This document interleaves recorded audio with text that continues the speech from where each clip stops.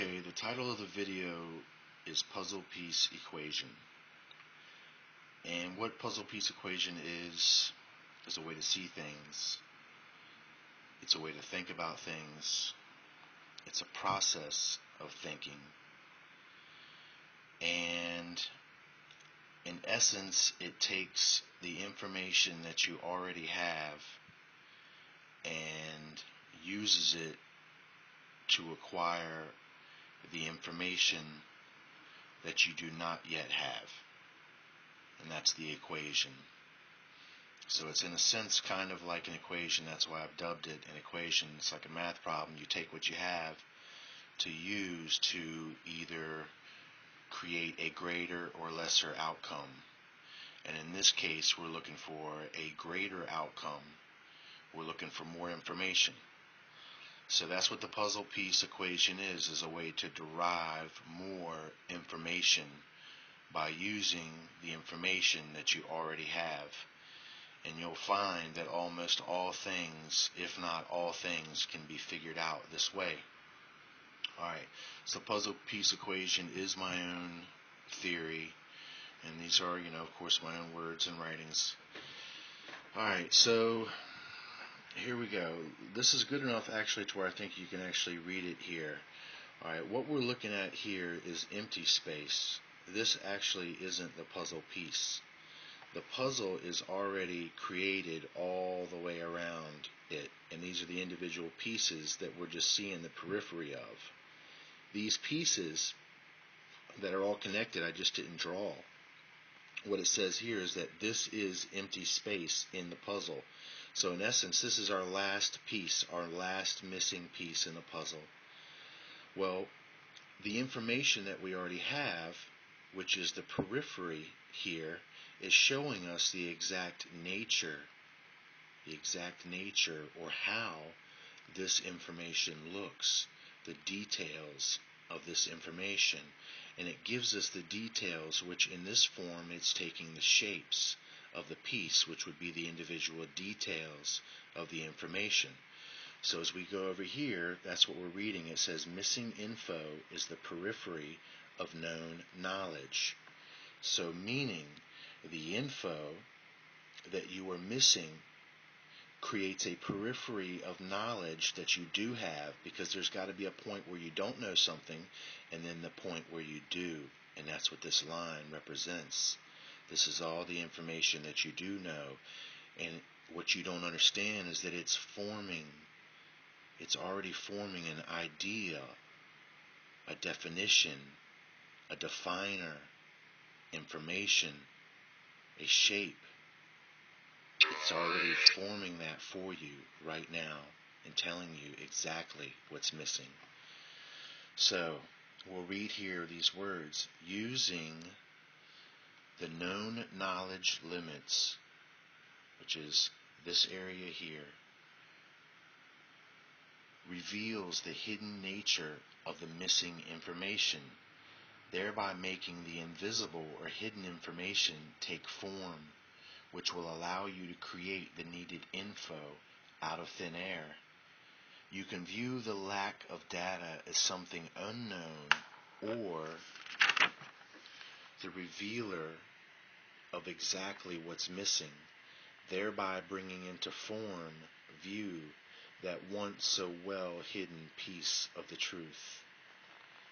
Now I hope that you got that, and I'm pretty sure that you did, which will allow you to create the needed info out of thin air, which is basically telling you that when you get to this point in the puzzle where you're missing that one piece, well, you know exactly what that one piece looks like already by the nature of the information around it that's surrounding it. So you can use this equation, this way of thinking, literally with any bits of information that you have that is already given to you in the world, through the news, through television, through YouTube, through ancient writings, through pottery, through what people say, people's behavior, anything, and it works. You just have to have that type of discernment and want to know. And if you seek, you will find. So I actually have a little poem that is written here, which you can use in a way to, actually not back up, but maybe use this equation practice here and put it to work and see if it works. Because most of my poetry is encrypted, which means it has a double, if not a triple meaning. And usually the top meaning, the superficial meaning, is what most people just catch. But I'm sure some of you might catch the deeper ingrained meanings in some of these poems. Now this one is The Morning Bird Sings, and this is probably the most encrypted poem that I have.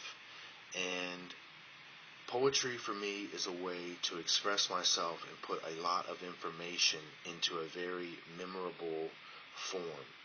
And it's an easy way to remember things, and it's an easy way to talk about things that are so big that you can't put them into words. You can only put it into feelings. So that's what poetry does. It creates the feeling, which fills the void and the gap that the words that we don't have. So it's a great thing. It really is. Poetry is a very good tool. So here we go. About the poem, it's unique in another way, is that the poem is basically describing one axis turn of the earth. You are seeing on the earth take place night and day on either side of the earth. Night on one side and day simultaneously, and then the events as they transpire in a poetic way.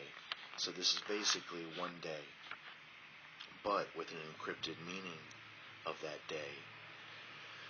The morning bird sings, on the other side the diminishing light and the darkness that it brings. With the hoot of an owl in the still of the night, all the creatures wonder if it's all right. Soon the sky will reveal what the night came to steal, and once again the day becomes real.